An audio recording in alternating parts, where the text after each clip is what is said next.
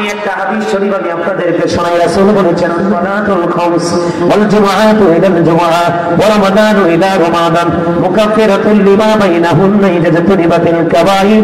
রাসূল বলেছেন 5 ওয়াক্ত নামাজ যদি তুমি পড়তে পারো, এক জুমা থেকে আরেক জুমা পর্যন্ত যদি সঠিকভাবে দুই দিকের জুমা আদায় করতে পারো, ওয়া রমাদানু ইলা রমাদান, এক রমজান থেকে আরেক রমজান পর্যন্ত সঠিকভাবে যদি রোজা আদায় করতে পারো, আমার নবীজি বলেছে তুমি যদি কবিরা গুনাহ থেকে বেঁচে থাকতে পারো, তাহলে এই আমলগুলোর কারণে তোমার সকল সগীরা গুনার কাফারা হয়ে যাবে, মোচন হয়ে যাবে। এই সব গুনাহ কবিরা গুনাহ করা যাবে না, এটা আপনার জন্য বড় সুযোগ কিনা? আরো যারা বলেন না, আরো যারা বলেন সুযোগ কিনা? আপনার আমার জন্য এই রমজান মাসের মধ্যে একটা রাত আছে বন্ধু, লাইলাতুল কদরের রাত, যেই রাতটা 1000 মাস চাইতে উত্তম। বলে না কেন? আরো জোরে কেন জানেন? কারণ আখির নবীর উম্মতের সময় খুবই অল্প, অল্প সময়ের মধ্যে তারা অনেক বেশি নেক বর্জন করতে পারবে না। এই জন্য আমার আল্লাহ এমন এমন সময় দিয়েছে তারা যেন অন্য সকল নবীর উম্মতের চাইতে বেশি পুঁজি নিয়ে যেতে পারে। সুবহানাল্লাহ। আমাদের লাভ না লস? আরো যারা বলেন লাইলাতুল কদরের রাত এমন একটা রাত বন্ধু, আমি আপনাদেরকে বলে দেই যে রাত দ্বারা সকল রাতের মর্যাদা আমার আল্লাহ বৃদ্ধি করে দিয়েছে।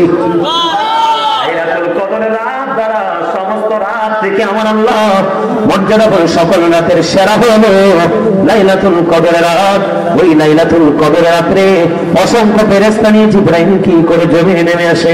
সারা রাত বন্ধু আপনি জিকির দাঁড়িয়ে করেন, বসে করেন, শুয়ে করেন, যেভাবেই করেন, কারণ জিকির করার কন্ডিশন আছে ফাযকুরুল্লাহ কিয়ামান, দাঁড়িয়ে দাঁড়িয়ে জিকির করো, ও কুউদান বসে বসে জিকির করো, ওয়ালা জুনুবিকুম শুয়ে শুয়ে জিকির করো। হাদিস শরীফের মধ্যে এসেছে আপনার আমার পাড়ে রাসূল বলেছেন তুমি দাঁড়িয়ে করো, বসে করো, শুয়ে করো, জিকির করনে ওয়ালা বান্দাদের সাথে ওই ফেরেশতারা মুসাফা করে। কি করে? কথা বলে না কেন? কদরের রাত আপনার জন্য কত বড় নিয়ামত বন্ধু, খেয়াল করেন। কি করে? মুসাফা করে সকল ফেরেশতা ওই সবে সাদিক পর্যন্ত করতে থাকে। যখন তাদের বিদায় বেলা হয় সবাই বন্ধু জিবরাইলের কাছে একত্রিত হয়, হওয়ার পরে এবার জিবরাইলকে প্রশ্ন করে বলেন আল্লাহ রাব্বুল আলামিন আল্লাহর বান্দাদেরকে নিয়ে কি চিন্তা করেছে, মন্তব্য করেছে। এবার জিবরাইল বলে রে এই রজনীতে আল্লাহ রাব্বুল আলামিন আল্লাহর বান্দার দিকে 70 বার রহমতের নজরে তাকাইছে। মুসাফা হয়ে যায় লাইলাতুল কদরের রাত্রিতে, আপনি কেমন করে বুঝবেন ফেরেশতারা রহমতের ফেরেশতারা আপনার সাথে মুসাফা করেছে? এটা আপনি কেমন করে বুঝবেন? এটা বোঝার উপায় হলো রাসূল আপনাকে আমাকে বুঝিয়ে দিয়েছে। এটা বোঝার উপায় হলো যখন কোন মানুষ লাইলাতুল কদরের রাত্রিতে মানে 26 তারিখ দিবাগত রাত্রিতে 27 তারিখে যখন কোন মানুষ আমল করতে করতে করতে করতে বন্ধু আল্লাহর দরবারে দোয়া করে যখন দরখাস্ত করবে, দরখাস্ত মোনাজাত করার পরে যদি মনে করেন কারো চোখ দিয়ে বেয়ে বেয়ে পানি পড়তেছে, তখনই মনে করবেন রহমতের ফেরেশতাদের সাথে ওই আল্লাহর প্রিয় বান্দারা মুসাফা হয়ে গেছে। জোরে জোরে সুবহানাল্লাহ। আমার হযরত ওমরের পুত্র উবাই তিনি কি করলেন? কদরের রাত্রিতে জলযানে ভ্রমণ করতেছেন সমুদ্র, হঠাৎ করে ওনার মুখের মধ্যে একটা ফোঁটা নদীর পানি পড়লো। পানি পড়ার পরে উনি বুঝতে পারলেন যে পানিটা অত্যন্ত মিষ্টি, বেশি ভেরি সুইট। এবার তিনি চিন্তায় পড়ে গেল, তিনি চিন্তায় পড়ে গেল এই পানি কেন রে আজকে রাত্রে নদীর পানি কেন মিষ্টি মনে হলো? এই কথা বলার পরে তিনি ধীরে ধীরে ধীরে ধীরে বন্ধু খুলে চলে গেলেন, ওই সমুদ্রের পারে চলে গেলেন। সমুদ্রের পারে যাওয়ার পরে বন্ধু চাইয়া দেখলেন গাছপালা গুলো পর্যন্ত সেজদায় পড়ে আছে। কেন রে আজকে নদীর পানি আমার মুখে মিষ্টি মনে হলো? এবং কেন রে গাছপালা পর্যন্ত তারা কি করতেছে? সেজদায় পড়ে আছে। কেন রে কেন রে? বন্ধু তল্লাশি করে দেখলেন এই সেজদায় পড়ে থাকার কারণ বন্ধু পানি মিষ্টি লাগার কারণ হলো এটা লাইলাতুল কদরের রাত। এই কারণে কিন্তু বন্ধু মনে রাখবা, এই লাইলাতুল কদরে মা বাবার বদ্ধ সন্তানকে আল্লাহ ক্ষমা করবে না, কোন জাদুঘরকে আল্লাহ ক্ষমা করবে না, কোন শোককে আল্লাহ ক্ষমা করবে না, কোন পরের হক নষ্টকারীকে আল্লাহ ক্ষমা করবে না। বড় ভয়ঙ্কর সমাজের মধ্যে দুইটা জিনিস বড় ভয়ঙ্কর রূপে রূপান্তরিত হয়েছে, একটা হলো সুদ, আরেকটা হলো পিতা মাতার বাধ্য হওয়া। ঠিক তো সবাই বলেন নাই, রাগ করছে। হ্যাঁ, আল্লাহ বলছে ওয়ালিদাইনি ইহসানা, মা বাবাকে ভালোবাসো। মরার পরে ভালোবাসতে পারবা, জিন্দা থাকলেও ভালোবাসতে পারবা। মরার পরে ভালোবাসলে মা বাবার জন্য দান সৎকার করো, মিলাদ করো, মসজিদে দান করো, মাহফিলে দান করো, মাহফিলে উপস্থিত হও। আর মরার পরে জীবিত থাকলে তো খাওয়াইবেন, পড়াইবেন, যা চাই তা দিবেন শব্দের মধ্যে, ঠিক কিনা বলেন? আরে জানে রাসূল বললেন হতভাগা সে, হতভাগা সে, কে গো নবী সেই হতভাগা? নবী বললেন যাদের পিতা মাতা দুইজন আছে অথবা একজন আছে, তাদেরকে ভালোবেসে যদি জান্নাতি হতে না পারে, তার মতো হতভাগার কেউ হতে পারে না। এ বল্লভীর যুবক, আমি তোমাদেরকে বলি রে, বাবা যদি টাকা চায় তুমি বিরক্ত হইও না, যদি উল্টা পথে খরচ করে তাহলে তুমি বাবাকে বোঝাবা। তার কারণ হলো একজন এসে নবীজিকে প্রশ্ন করলেন, ইয়া রাসূলুল্লাহ, আমার বাবা আমার সম্পত্তি নিজের মতো করে খরচ করতে চায়। এবার আমার রাসূল বললেন, তোমার সম্পত্তি না শুধু রে, তুমি নিজেও তোমার বাবার সম্পদ। জবাব ভাইরা তোমরা বুঝতে পারছো নি? কথা বলে না কেন? বুঝতে পারছো নি? আমি তোমাদেরকে বলি যুবক, আমার নবী যখন মেরাজে গেলেন, মেরাজে যাওয়ার পরে জাহান্নামের দিকে নজর দিয়ে চায়া দেখলেন, এক একটা মানুষ এক একটা পেট, এক একটা মানুষের পেট এক একটা ঘরের মতো বড় বড়।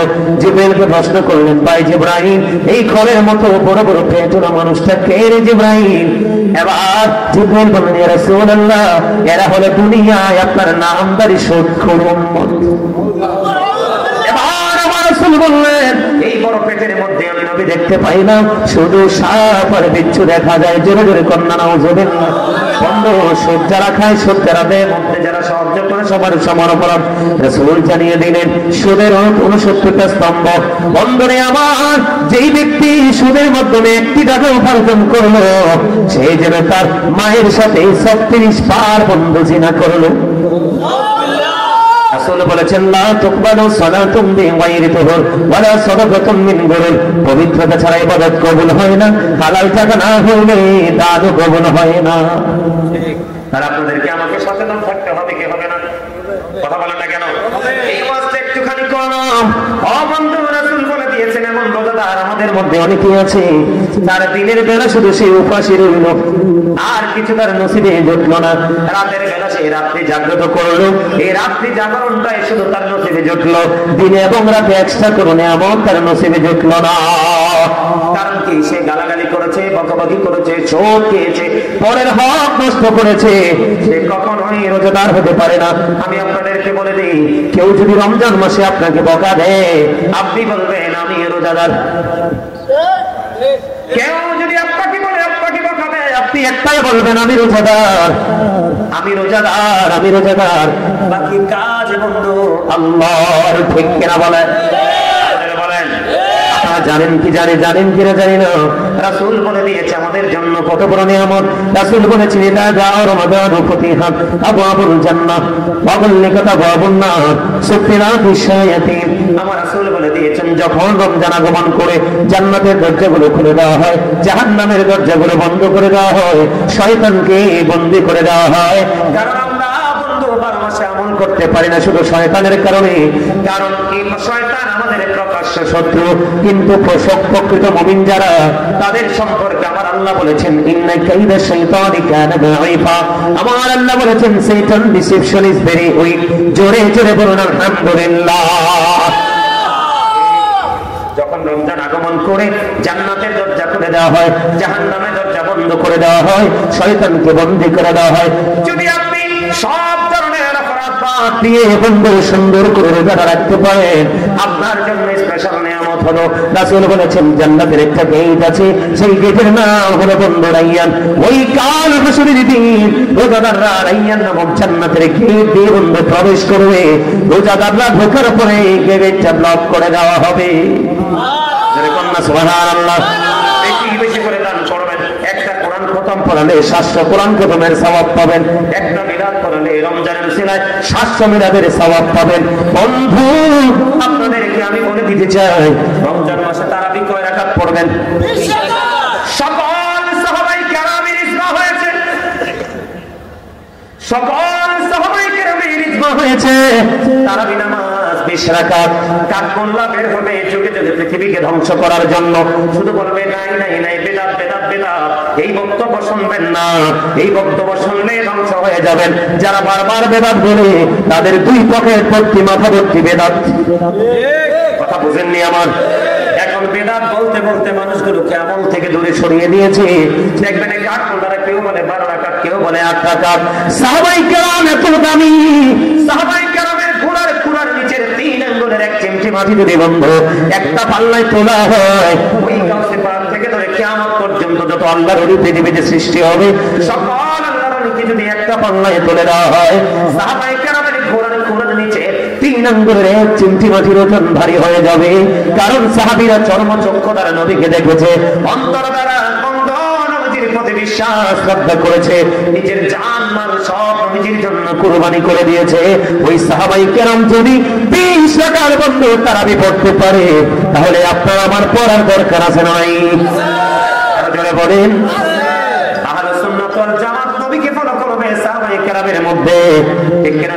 সাহাবায়ে কেরামের মাধ্যমে, আর তাবেঈরা ফলো করেছেন এই সাহাবায়ে কেরামদের মাধ্যমে, ঠিক কিনা বলেন? এমনি করে করে করে করে আজ পর্যন্ত আমাদের কাছে ইসলাম এসেছে। বন্ধু আমি আপনাদেরকে বলি, কেউ বেদাত করলে আপনারা কি করবেন না, ক্ষান্ত হবেন না। আমার দিকে তাকান, বিরক্ত হননি? এই ওয়াজটা দরকার নেই? বেশি দরকার কিনা বলেন? আমি আপনাদেরকে বলি, নরমাল যদি কোন একটা ইবাদত রমজান মাসে করেন, একটা ফরজ আমলের সমান সওয়াব দেওয়া হবে। নরমাল যদি একটা আমল আপনি করেন, একটা ফরজ আমলের সওয়াব হবে। আর যদি আপনি একটা ফরজ আমল করেন বন্ধু, তাহলে 70টা ফরজের সওয়াব আপনার আমল নামায় দেওয়া হবে। জোরে জোরে বলুন না সুবহানাল্লাহ। এই জন্য সবাইকে বলছি, হালাল খাবার দিয়ে সাহারি করবেন, ঠিক কিনা বলেন? ইফতারিটা হালাল কিছু দিয়ে করবেন। আল্লাহ রাসূল বলেছেন তোমরা খেজুর দিয়ে ইফতারি করো, কারণ খেজুরের ভিতরে এত এনার্জি আছে এটা আপনি কল্পনা করতে পারবেন না। সেই দিকে আমি ব্যাখ্যা করব না, ওয়াজ আমার অনলাইনে করা আছে, খুঁজে বের করে শুনবেন। খেজুর দিয়ে আলোচনা করো, ইফতার করো। আপনি যদি মনে মনে ভাবেন যে বলে হুজুর কাঁচা খেজুর তো নাই, রাসূল বলেছেন তুমি শুকনা খেজুর দিয়ে ইফতার করো। ইয়া রাসূলুল্লাহ, ইয়া হাবিবাল্লাহ, নবী গো, ও প্রাণের নবী, আমার কাঁচাও নাই গো, আমার শুকনা খেজুরও নাই গো নবী, আমি কি করব? আমার নবীজি বললেন তুমি সাদা পানি দিয়ে ইফতারি করো, কারণ এই দুটোর মধ্যে রোজাদারের জন্য নিয়ামত রয়েছে। এখন বেশি করে বলছি, এই বর্তমান সময়ে আমরা বাংলাদেশের মানুষ বেশি অসুস্থ, ভেজাল খাইতে খাইতে এখনকার ব্যবসায়ীরা ম্যাক্সিমামই কষাইয়ার চাইতেও জঘন্য। কথা বলেন না কেন? 3 দিন 4 দিন 5 দিন বাসি বন্ধ পচা তেল দিয়ে ভাজি খাওয়ায়। এই জন্য আমি আপনাদের সবাইকে বলবো, আমরা আমার রাসূলকে ফলো করব। খেজুর তো দাম বাড়িয়ে দিবে, আমাদের দেশের মানুষের চরিত্রটাই এমন। বলে হুজুর আমি খেজুর কিনতে পারি না, কি করব? আপনি নরমাল সাদা পানি দিয়ে আপনি ইফতারিটা করবেন, আগে পানি মুখে দিবেন। বন্ধু তাহলে আমরা কি পাইলাম? নবীজির কাছ থেকে একটা শিক্ষা পাইলাম। তবে ইফতারিটা বন্ধু যথাসময়ে করবেন। জোরে জোরে কোন সুবহানাল্লাহ। জি, কথা কি বুঝতে পারছেন? আমার কথা বুঝতে পারছেন নি? রমজানের শেষের দিকে আপনারা ইতিকাফ করবেন। কি করবেন? যে মসজিদে জামাত হয় ওই মসজিদে বন্ধু ইতিকাফ করতে হবে। কথা কি বুঝতে পারছেন? পুরুষরা মসজিদে করবে, আর নারীরা পর্দাটা নিয়ে ঘরে করবে, তাদেরকে আলাদাভাবে সার্ভিস দিবে। আমার নবীজি যখন রমজানের শেষ 10 দিন আসতো, আমার নবীজি ওই মাজা মুবারকের মধ্যে শক্ত করে কাপড় বেঁধে তিনি আমল করতেন। জোরে জোরে কোন সুবহানাল্লাহ। এবার বিবিদেরকে তিনি দেখে দেখে দিতেন, জোরে জোরে সুবহানাল্লাহ। করবেন নি আপনারা? কথা বলেন না কেন? সুন্দর করে আপনারা কি উশৃঙ্খল করবেন না? গান বাদ্যযন্ত্র শুনবেন না? আয়োজন করবেন না। এই মোবাইলের মাধ্যমে কিন্তু গান বাদ্যযন্ত্র শোনা যায় কি যায় না? আমি আপনাদেরকে এই কথাটা একটু বলবো কিনা? রাসূল বলে দিয়েছেন কিয়ামতের পূর্বক্ষণ এক শ্রেণীর মানুষের চেহারা বিকৃত হয়ে যাবে, মাটির মধ্যে তাকে গ্রথিতকরণ করা হবে। ইয়া রাসূলুল্লাহ, নবী কেন গো? কারণ তাদের দোষ হলো কোনটা বন্ধু? জঘন্য দোষ। আমি আপনাদেরকে আগেই বলে দিই, দোষগুলো পরে বলি। রাসূল বলেছেন মাটির পানি দিলে যেমনি ফসল তৈরি হয়, তেমনি ভাবে নোংরা মিউজিক যুক্ত করে, নোংরা শব্দ দ্বারা যে গান বাজানো হয়, ওই গান দ্বারা মানুষের মনের করে নোংরামি তৈরি হয়।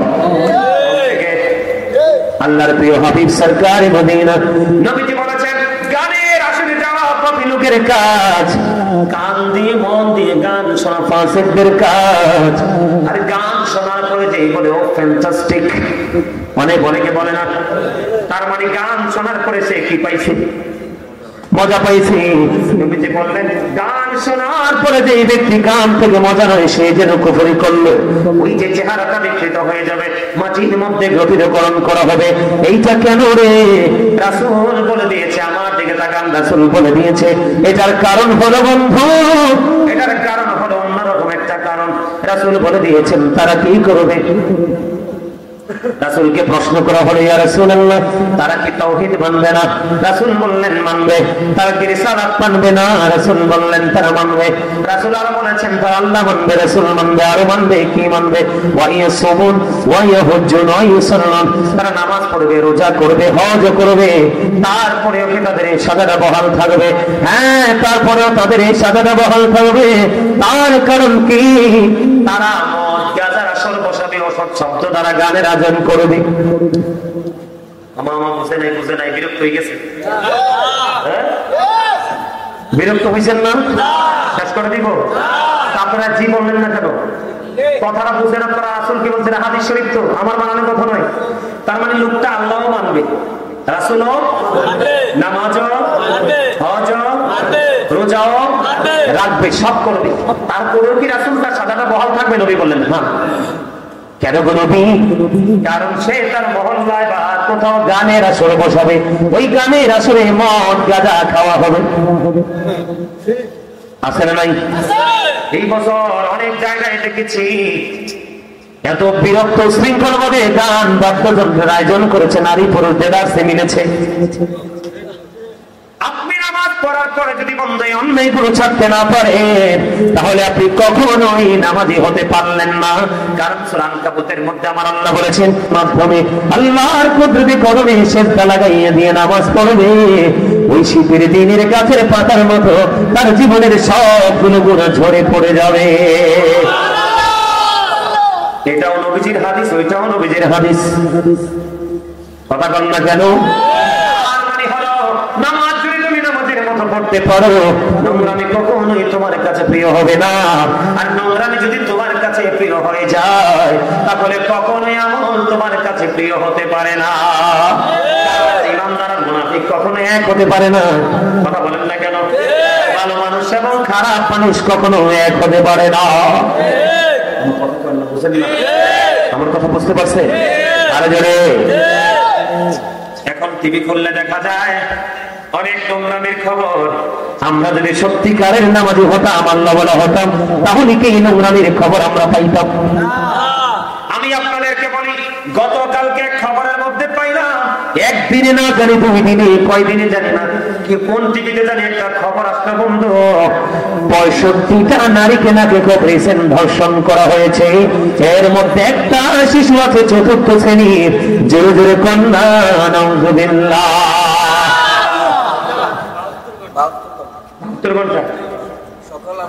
65টা নারীকে ধর্ষণ করা হয়েছে। এই ধর্ষকরা কি কোনো মায়ের উদর থেকে আসে নাই? কথা বলেন না কেন? একজন প্রফেসর, একজন ডক্টর, তিনি বন্ধু ফেসবুকে একটা পোস্ট করেছিল। আমার একজন ছাত্র আমাকে দেখিয়েছে, হুজুর একজন লেকচারার 100% এডুকেটেড পারসন একজন এই পোস্টটা করেছে, দেখেন। আমি বললাম কি, ওই দর্শকদের উদ্দেশ্যে তিনি একটা বক্তব্য দিয়েছে, রেপিস্টদের বিরুদ্ধে তিনি একটা বক্তব্য দিয়েছে, অনষ্টজনক চরিত্রের মানুষেরা, ক্যারেক্টারলেস পিপলেরা, তোমরা শোনো, কোন নারীকে ধর্ষণ করার আগে তোমরা মুখটা একটু ভালো করে দেখে নিও। হয়তো বা হতে পারে ওই নারীটা তোমার মা না হয়ে বোন। কথাটা ঠিক কিনা বলেন? আরো জোরে বলেন ঠিক কিনা, আরো জোরে বলেন ঠিক কিনা। আল্লাহ রাসূল বলেছেন, কেউ যদি বাবার বয়সী কাউকে বকা দেয়, সে যেন তার বাবাকে বকা দিল। আবার রাসূল বলেছে, কোন মায়ের বয়সী কোন নারীকে যদি কেউ গালি দেয়, অপমান করে, সে যেন তার মাকে অপমান করলো। আপনি বলেন, কোন যুবক, কোন কুলাঙ্গার, কোন ক্যারেক্টারলেস ম্যান যদি কোন চরিত্রহীন লম্পট যদি আমার কোন বোনকে বন্ধু দর্শন করে, তাহলে সে যেন তার বোনের দিকে আঙ্গুল তুললো। ঠিক কিনা বলেন? ঠিক কিনা বলেন? কোন মায়ের বয়সী নারীকে যদি তুমি দর্শন করো, এইটা কিন্তু তোমার মায়ের দিকেও যায়, কারণ এই নারীটা তোমার মায়ের জাত। কথা বলেন না কেন? আমি আজকে এই বল্লাগের যুবক, আমি তোমাদেরকে বলি, তোমাদের সমাজের মধ্যে তোমরা শক্ত ইউনিটি করে তোলো। তোমরা হলে আগামী দিনের ভবিষ্যৎ। তোমাদের হাত ধরে আগামীর বাংলাদেশ এগিয়ে যাবে রে যুবক। টাকার জন্য আমি তোমাদেরকে বলি, আল্লাহর হাবিব বলেছে, তুমি যদি জানো কোন মানুষ ক্যারেক্টারলেস, চরিত্রহীন, লম্পট, অবন্ধু, তুমি যদি কোন জানো কোন মানুষ জানে, তুমি যদি জানো কোন মানুষ অত্যাচারী, এটা জানার পরেও তুমি 500 টাকার জন্য, একটা ব্যাগ বাজারের জন্য, একটু সুবিধার জন্য যদি তুমি কিছু সময়ের জন্য যদি তুমি ক্যারেক্টারলেস ম্যানকে যদি তুমি সাপোর্ট দাও, রাসূল বলেছে তুমি আর মুসলমান থাকো না, তুমি মুসলমান থেকে খারিজ হয়ে যাবে। জোরে জোরে বলেন নাউযুবিল্লাহ। আমি আপনাদেরকে বলি, আজকের বাংলাদেশে যে রেপিস্টটা প্রকাশিত হয়েছে, বন্ধু চরিত্রহীন লম্পটেরা প্রকাশিত হয়েছে, তাদের কেউ না কেউ লিড দিচ্ছে। তোমার কথা বলেন না কেন? কেউ না কেউ তাদেরকে মদত দিচ্ছে। মনে রাখবেন, চুরি করার পরে মাল যদি লুকানোর জায়গা না থাকে, চোর চুরি করবে না। তার মানে অন্যায় করার পরে যদি প্রশ্রয় না পায়, সে কোনোদিন অপরাধ করবে না। আমার কথা ঠিক আছে? এই জন্য আমি আপনাদেরকে বলি, কোন মানুষকে বন্ধু হত্যা করা যাবে না, কিন্তু ধর্ষণ যারা করে, জিনা যারা করে, তাদেরকে হত্যা করা যাবে। কোন মানুষকে খুন করার বৈধতা নেই। আমরা মুসলিম কান্ট্রিতে বসবাস করে, ঠিক কিনা বলেন? আমার নবীজি বলেছে, এই দেশে কোন বেঈমানকে যদি হত্যা করা হয়, সেই যেন গোটা জাতিকে হত্যা করল। তাহলে খুনটা অত্যন্ত সেনসিটিভ একটা বিষয়, ঠিক কিনা? রাসূল বলেছে হত্যা করা যায় না, কিন্তু বন্ধু জিনা করনেওয়ালা, অসভ্য চরিত্রহীন লম্পটদেরকে হত্যা করা যাবে। কিন্তু আমাদের বাংলাদেশের আইনের খবর আমি জানি না, কেমন করে ধর্ষকরা জামিনে ছাড়া পায়। লজ্জা লাগে বন্ধু এগুলো শুনলে। আপনি মনে করেন না ঢাকায় হয়েছে, কুমিল্লা হইতে দেরি নাই। আমাদের কুমিল্লায় তরু হত্যা হয়েছে কিনা? ক্যান্টনমেন্ট এলাকায় তার চুলগুলো পর্যন্ত দর্শকরা ছিঁড়ে ছিঁড়ে তুলে নিয়েছে। এত নিশ্চয় কেমন করে হয়? সোনাগাজীতে নুসরাতকে কেমন নির্মমভাবে বন্ধু ঝলসে দিয়েছে ওই ধর্ষকেরা। এটা হোক টিচার, হোক ডাক্তার, হোক এমপি, হোক মন্ত্রী, সবাই সম্মিলিতভাবে এই ধর্ষককে বন্ধু প্রতিরোধ করতে হবে, অন্যথায় ওই ব্যক্তির মতো হবে আপনার আমার অবস্থা। আমার আল্লাহ জিবরাইলকে বললেন, জিবরাইল যাও যাও, অমুক অমুক শহর উল্টে দাও, ধ্বংস করে দাও। জিবরাইল আল্লাহর অর্ডার নিয়ে চলে গেলেন। যাওয়ার পরে দেখলেন এখানে এমন একজন আল্লাহওয়ালা লোক, যিনি এক মুহূর্তের জন্য আল্লাহর নাফরমানি করে নাই। জিবরাইল ওখানে গিয়ে ডাক দিলেন, আল্লাহ গো, এখানে তোমার এমন একজন প্রিয় বান্দা আমি পেয়েছি গো, সে জীবন একটা মুহূর্তের জন্য কি করে নাই, তোমার নাফরমানি করে নাই, আমি কি তাকে সহ হত্যা করে দেব? আমার আল্লাহ বললেন, হ্যাঁ, তাকে তো ধ্বংস করে দাও। আল্লাহ কেন গো? ও মালিক, সেই তো তোমার গোলাম। আমার আল্লাহ ডেকে ডেকে বলে, জিবরাইল, জিবরাইল রে, সে আমল করেছে ঠিকই, কিন্তু তার সামনে অনেক অন্যায় হয়েছে, অপরাধ হয়েছে, সে কোনদিন অন্যায়ের প্রতিবাদ করে নাই, এই জন্য তার বেঁচে থেকে কোনো লাভ নাই। ওই জালেমদের সাথে তাকে পর্যন্ত ধ্বংস করে দাও। এই জন্য বন্ধু বলে, হুজুর, আমার সমাজে যিনি অন্যায় করে তিনি তো ধনী লোক, আমার আল্লাহ শুধু শিখিয়ে দিয়েছে, তোমাকে অপশন দিয়ে দিয়েছে, তুমি টাকা দিয়ে জালেমের মোকাবেলা করো, তুমি যদি এটা দিয়ে না পারো লাঠি দিয়ে মোকাবেলা করো। ও বন্ধু, সম্মিলিত ভাবে করো, কোনোভাবেই তুমি তাকে প্রতিহত করতে পারো না। নবীজি বললেন, তুমি তাকে দেখলেই তুমি থুতু নিক্ষেপ করো। কি করো? থুতু নিক্ষেপ করো। আল্লাহকে দেখে বলো, আল্লাহ এই জালিমকে আমরা দামাতে পারবো না, তুমি ধরিয়ে দাও। আমার আল্লাহ বলবেন কুন ফায়াকুন, সঙ্গে সঙ্গে ফিনিশ। বুঝতে পারছেন নি? কিন্তু এড়িয়ে যাওয়া যাবে না, তার সাথে বন্ধু কোনো প্রেমের বন্ধন তৈরি করা যাবে না। আপনারা কি বিরক্ত হয়ে গেছে? নাকি খবরগুলো ভালো লাগে? আর জোরে বলেন, ভালো লাগে কিনা?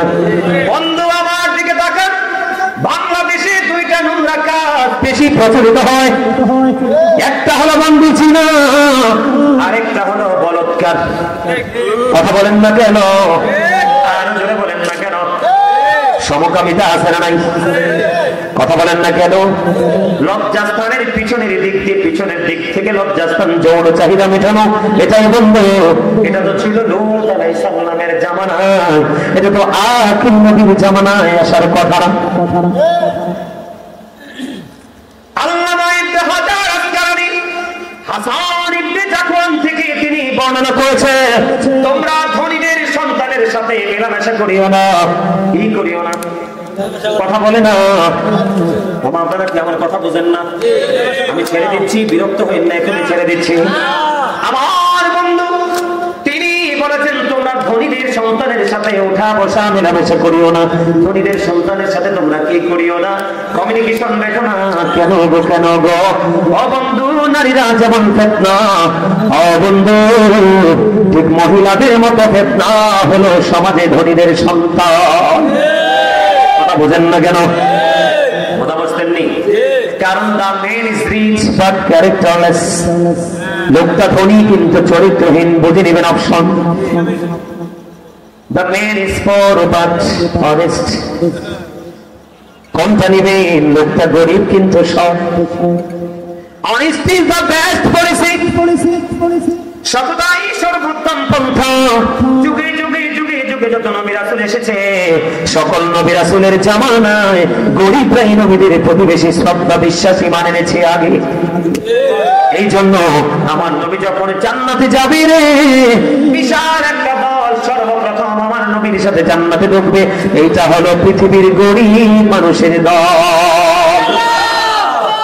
কারণ কি জানেননি? ইট আর নট অলওয়েজ হ্যাপি, ধনীরা সব সময় সুখী নয়। The poor are born to suffer, গরিবরা জন্ম গ্রহণ করেছে দুঃখ ভোগের জন্য। আপনার সমাজ বলেন, আমার সমাজ বলেন, ও বন্ধু যে কোনো জেলা বলেন, যে কোনো ইউনিয়ন বলেন, আপনার গরিবরা যত সাফার করছে, যত যন্ত্রণা ভোগ করছে, সবগুলো কিন্তু সমাজের ধনী লোকের কারণেই। আমার কিটা করতাম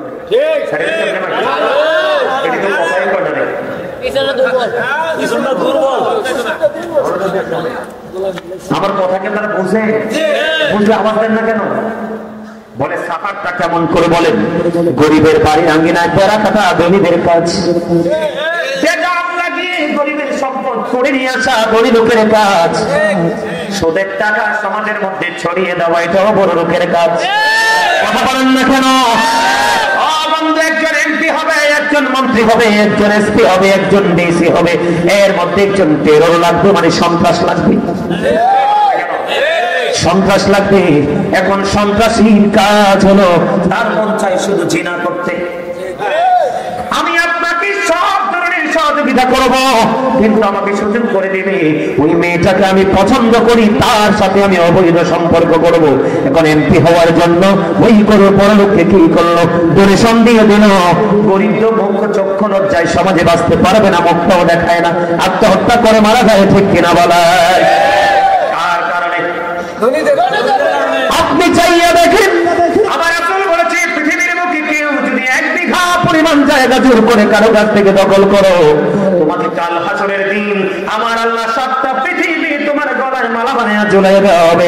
এটা বহন করে করে তোমাকে চলতে হবে। লা ইয়ামুতু, মরতে পারবা না। People will not die that day, সেদিন মরতে পারবা না। ফিহা ওয়ালা ইয়াহইয়া, people will not be able to live that day, সেদিন মানুষ বাঁচতে পারবে না। আল্লাহ বলেছেন লাখের যুবক আল্লাহ বলেছেন ওমা হুমান হাবি গায়বিন, people will not be able to escape that day. সেদিন মানুষ সেখান থেকে পালাইতে পারবে না, তুমি দৌড় দিবে। আল্লাহ বলেছেন ইন্না বাতশা রাব্বিকা লাশাদীদ, the seizing of Allah is difficult. আল্লাহর ধর, আল্লাহর পাকড়াও বড় শক্ত। আল্লাহ শক্ত করে ধরবে, দৌড় দিতে পারবা না। ওয়াজ বুঝেননি? আমার জীবনে যেখানে যাই আমি দ্বিতীয়বার ওয়াজে যাই না। এই কারণে আমি একদিনই ভালো করে আলোচনা করে আসি, বুঝাই আসি। এই ওয়াজ যদি বুদ্ধিমান হয় চিরজীবন স্মরণ রাখবে, আর স্টুপিড হলে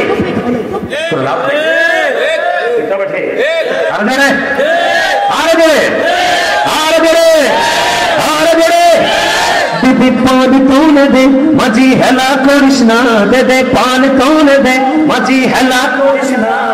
ছেড়ে দে নৌকায় আমি যাব মদিনা, ছেড়ে দে নৌকায় আমি যাব মদিনা। গোসল খাইতে লাগলে একটু একটুটা বাড়াই দিন। হ্যাঁ হ্যাঁ,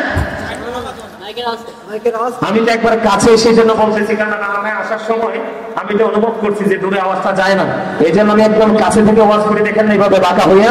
কিন্তু আমার ওয়াজ করার কথা ছিল এইভাবে, কিন্তু আমি এইভাবে ওয়াজ করতেছি যেন বুঝতে পারে বাড়ির মানুষ। থাক, কিছু কইন না। এখন যদি কিছু কন কমিটি তার হাতিয়ে কম দিব, এটা তার দোষ না তো। আপনার ঠান্ডা মাথায় কথা বুঝে, এটা দোষ হচ্ছে কর্তৃপক্ষের। হ্যাঁ, আমার দিকে দেখান, আমি 5 পাস করছি, আমি কথা বলবো 5 পাস হওয়ার মতো। এটা কি এক দোষ? মেশিনের পাওয়ার এইটুকু, মেশিনের পাওয়ার এইটুকু, এটা হ্যাঁ বানাই দিবি কোত্থেকে? সেইগুলো বোঝাবই আনছে, আপনি তো তারে দোষ দিলে হবে না। কিরে ভাই, ভুল করছি আমি? মেশিন যতটুকু পাওয়ার আছে সে ততটুকু সার্ভিস দেবে। এবার আপনাকে মেইন করতে হবে কোনটা, যে কোনটা অনেক বেশি সাউন্ড দিবে। আমার তো সাউন্ড মামুনদের কাছে পৌঁছাইতে হবে। এখন এটা মাইকটা পাওয়ার, এমন এটা তার দোষ না। সাইন আমার এত কথা শোনার পরে দিয়ে কম দিয়ে না, 10 টাকা বাড়াই দিয়ে। আলহামদুলিল্লাহ বলেন, আরো জোরে, আরো জোরে। তাহলে বড় লোকের সন্তান কি? বড় লোকের সন্তান নারীদের মতো ফেতনা। আপনি বড় লোককে তো জাত কুলের ভয় করে না, টাকা দিয়ে ধামা চাপা দেয়। তোমার কথা কয় না, আমি বিরক্ত হয়ে যাচ্ছি। কথা বলেন না কেন? মোটামুটি 25% আসছে, 100% হইতে বাবা কি কর। আমি বলে সবার মামু, আজকে আমার গাড়ি বই আসতে আসতে সবার মামু হয়ে দেয়। তাই আসলে হাসিটা মামুর মতোই নিছে।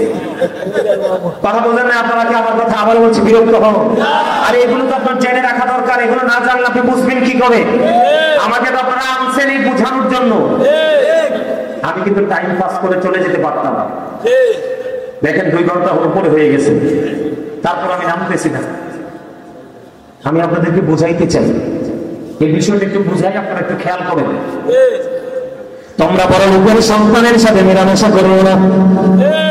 তারা হলো সমাজের পেট্টা, জাতির জন্য পেট্টা, তারা হলো কলঙ্ক। তবে সব বড় লোক এক নয়, হাজারের মধ্যে 2-4টা ভালো আছে। কথা বলেন না কেন? এটাকে আপনার মন করা কথা না। না না, রাসূল বলেছেন পৃথিবীর মানুষ। আব্দুল্লাহ ইবনে মাসউদ রাদিয়াল্লাহু তাআলা থেকে হাদিস বর্ণিত, রাসূল বলেছেন পৃথিবীর মানুষ, তোমরা পৃথিবীতে 2 শ্রেণীর মানুষের সাথে কম্পারিশন করো হুজুর।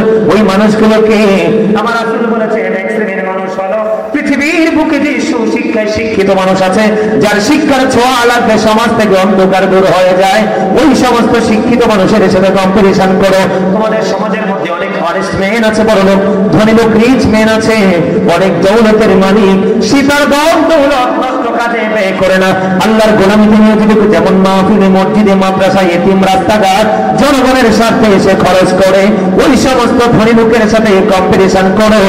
এখন 2টার একটার ধারে কাছেও আমরা নাই, আমরা আছি একটা বাড়ি, একতলার, একটা হবে 5 তলা। আমরা কি মনে হতে পারছি? পারছি? তাহলে আপনার সন্তানকে 3টা জায়গা সমান করে দিবেন, কয়টা জায়গা? সমাজে কারো না কারো ছেলে। কথা বলেন না কেন? যারা ধর্ষণ করতেছে, রেপিস্ট যারা, তারা কারো না কারো সন্তান কিনা বলেন। এটার জন্য আপনাকে পারিবারিক শিক্ষা দিতে হবে। তিনটা জায়গা দিতে হবে। কয়টা? একটা হলো পারিবারিক শিক্ষা, আরেকটা হলো সামাজিক শিক্ষা, আরেকটা হলো সে যখন বড় হতে থাকবে কোন মানুষের সাথে বন্ধুত্ব করে সেই নজর। তিনটা জায়গা সমান করে দেন, আপনার সন্তান কোনদিন লাইনচ্যুত হবে না। আমার দিকে দেখেন, হযরতে সুফিয়ান সাউরি রাদিয়াল্লাহু তাআলা আনহু তিনি গোসলখানায় ঢুকলেন। কোথায়? এটা কি রাগ হয়ে গেছে? এদিকে আসো। আলহামদুলিল্লাহ। সমাজের মধ্যে এরকম দুই একটা ফলাফল যদি থাকে, সমাজ কখনো নষ্ট হতে পারে না। বুঝেন নাই? শিয়ালির বাচ্চা 7টা আর বাঘের একটা। চোখ মিলে চাইলে শিয়ালি 7টা গর্ত না গর্তের তলদেশে ঢুকে ন্যায় পরায়ণ একটা যুবকী সমাজকে একবার ক্লিন করা যথেষ্ট। কথা বলে না কেন? আর সুফিয়ান সাউরি রাদিয়াল্লাহু তাআলা, আমি জিনা ব্যভিচার নিয়ে কথা বলতেছি, বলৎকার নিয়ে কথা বলতেছি। সুফিয়ান সাউরি রাদিয়াল্লাহু তাআলা তিনি গোসলখানায় ঢুকলেন। গোসলখানার দরজাটা ফাঁক করে একটা টকটকে কিউট একটা বালক ঢুকে বলল গোসলখানার ভিতরে। এবার সুফিয়ান সাউরি একটা ডাক দিলেন ভিতর থেকে, ডাক দিয়ে বললেন, কে আছো? কে আছো? এদিকে চলে আসো। আমার গোসলখানায় ছোট্ট একটা বালক ঢুকে পড়েছে, তাকে তাড়াতাড়ি বের করে নাও। কারণ কি? কারণ কি? তার কারণ হলো আমাদের সমাজের মধ্যে অনেক কিউট ছেলে থাকে কিনা, ওই ছেলেকে কিউট ছেলেটা 8 বছর 10 বছর 12 বছর যত বছরই হোক, 6 7 8 10 12 বছর এই বয়সে কখনো কোন প্রাপ্ত ছেলের সাথে আপনি নির্জনে যাইতে দিবেন না, ঠিক করতে পারবেন না। সুফিয়ান সাউরি রাদিয়াল্লাহু তাআলা বললেন, একটা মেয়ের সাথে থাকে একটা শয়তান কয়টা? কথা বলেন না কেন? একটা নারীর সাথে থাকে একটা শয়তান, আর একটা কিশোর বয়সের একটা ছেলের সাথে থাকে 10টা শয়তান। কারণ রাসূল বলেছেন, দুইজন যখন অপরিচিত থাকে এর মধ্যে 3 জনের তৃতীয় হলো শয়তান। এই জন্য সুফিয়ান সাউরি বলেছেন, অত্যন্ত কিউট অত্যন্ত সুন্দর একটা বাচ্চা বালক আমার গোসলখানায় ঢুকলো, বের করে নাও, বের করে নাও। তাহলে এতে বোঝা যায় মেয়ে না শুধু ছেলেদেরকে কিউট হলে উপযুক্ত ছেলেদের সাথে নির্জনে যাইতে দেওয়া যাবে না।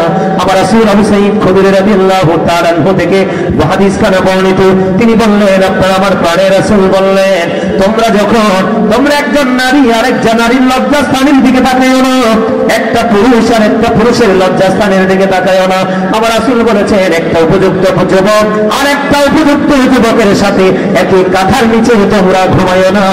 একটা উপযুক্ত যুবতী নারী আর একটা উপযুক্ত যুবতী নারীর সাথে একই কাঁথার নিচে তোমরা ঘুমাইও না। এই সিস্টেমে চললে কোনদিন জিনা ব্যভিচার হবে না। আল্লাহ রাসূল বলেছেন, তোমরা যখন পথ চলো কি করো? তোমরা যখন পথ চলো চক্ষুটাকে নিচু করে চলো, চক্ষুটাকে নিম্নগামী করে চলো। ইয়া রাসূলুল্লাহ, আমি যদি চক্ষুটাকে নিম্নগামী করে চলি গো নবী, তাহলে আমার লাভটা হবে কি?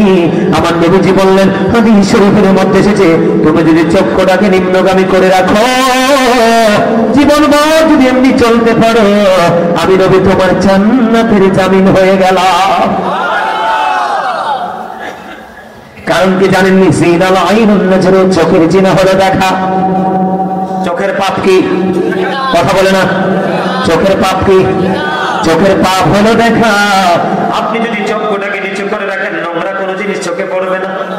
নোংরা কোনো জিনিস যদি চোখে না পড়ে, মনের ঘরে কখনোই ময়লা জমবে না। ময়লা যদি না জমে, আপনাকে দিয়ে কোনোদিন কেউ পাপ করাতে পারবে না। আপনার আমার প্রাণের রাসূল বলে দিয়েছেন, বন্ধু আমার রাসূল বলেছেন, আমার দিকে তাকাও যুবক, আমার দিকে তোমরা তাকাও, সুবর্ণ সুযোগ তোমাদের সামনে আছে। আমি তোমাদেরকে বলছি রে যুবক, আমার রাসূল বলেছে, যেই ব্যক্তি 2 সোয়ালের মধ্যখান এবং 2 রানের মধ্যখানের দায়িত্ব নিতে পারবে, আমি নবী তার জান্নাতের দায়িত্ব নিয়ে নিব। কারণ মুখ দিয়ে মিছা কথা আসে, গীবত আসে, সকল পাপ হয় কি হয় না? আর লজ্জাস্থান দিয়ে জিনা হয়, ব্যভিচার হয়, বন্ধু সমকামিতা হয়। এই জন্য রাসূল বলেছেন, প্রত্যেক দায়িত্ব নাও, তোমার লজ্জাস্থানের দায়িত্ব নাও, আমি নবী তোমার জান্নাতের দায়িত্ব নিয়ে নিব।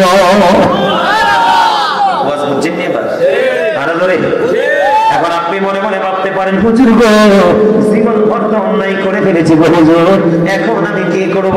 আমার নবী বলেছেন, উম্মত আমি তো তোমাদের নবী রাহমাতাল লিল আলামিন, মদিনার কামলিওয়ালা ইমামুল মুরসালিন, আমার উম্মতগুলোর জন্য স্পেসিফিক ভাবে ক্ষমার দরজা ওপেনিং করা আছে।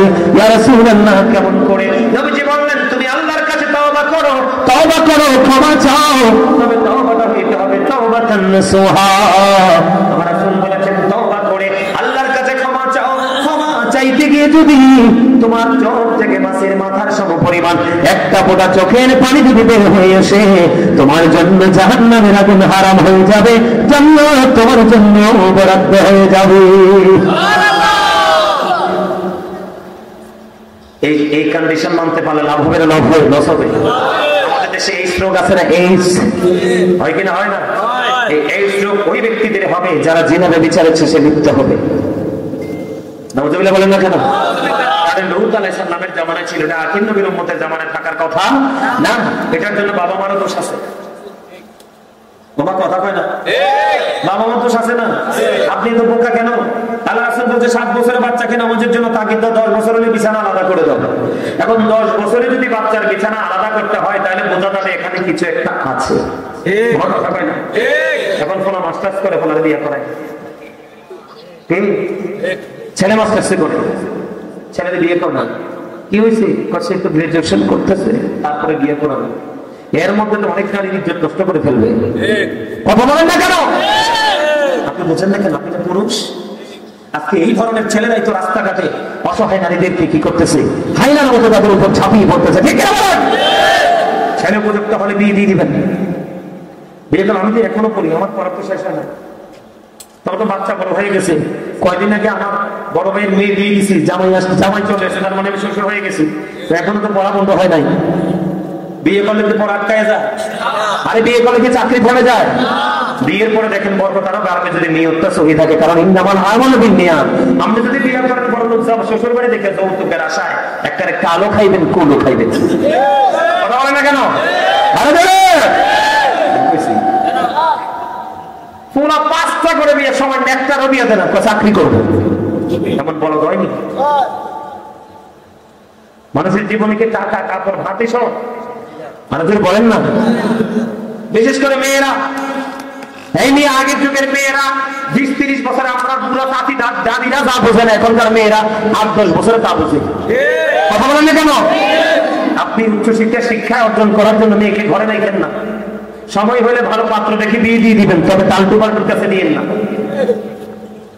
আল্লাহ রাসূল বলছে, রূপ ধন সবই দেখবা, তবে ছেলের ক্ষেত্রে এবং মেয়ের ক্ষেত্রে উভয়ের ক্ষেত্রে ধর্ম ধন আছে কিনা দেখবা। যদি ধর্মধনের ধনী হয়, মেয়েটাকে ছেলের হাতে তুলে দিবা।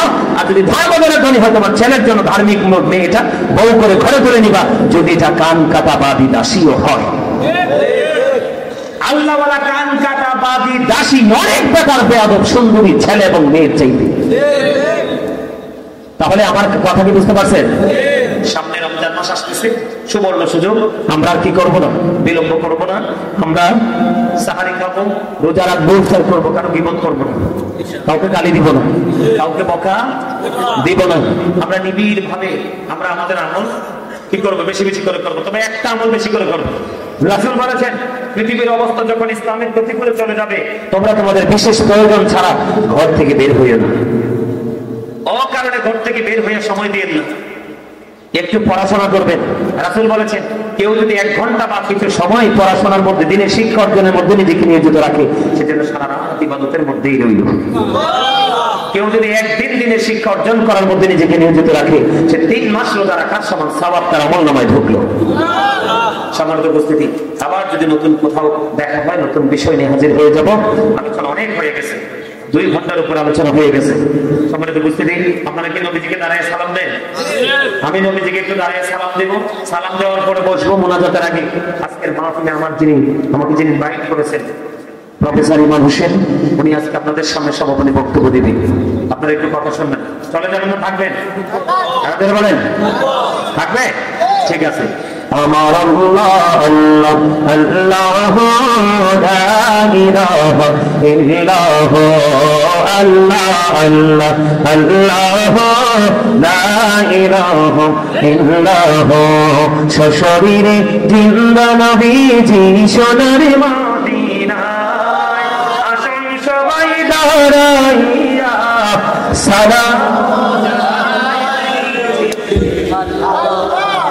লা ইলাহা লা ইলাহা ইল্লাল্লাহ ইয়া নবী সালাম আলাইকা ইয়া রাসূল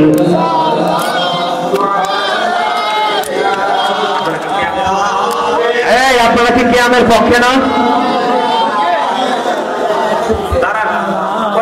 দেখছি ওর সময় হাসি হাসতেছে। আরে পরে পড়েন নি, আমি বললেন আপনি বলতেন। পড়ার দলিলটা আমার কাছে, আপনারা জানেন না সেটা। নবীজি জিন্দা না মুর্দা? আল আম্বিয়াউ আহিয়াউন ফি কুবুরিহিম ইউসাল্লুন। নবীজি তার আপন আপন রওজায় জিন্দা নামাজরত অবস্থায় আছে। শুধু আমার নবী না, সব নবীরা। কথা কি বুঝতে পারছে? কারণ আমরা আমাদের মাঝে যদি আমার চাইতে একটু অনারেবল পার্সন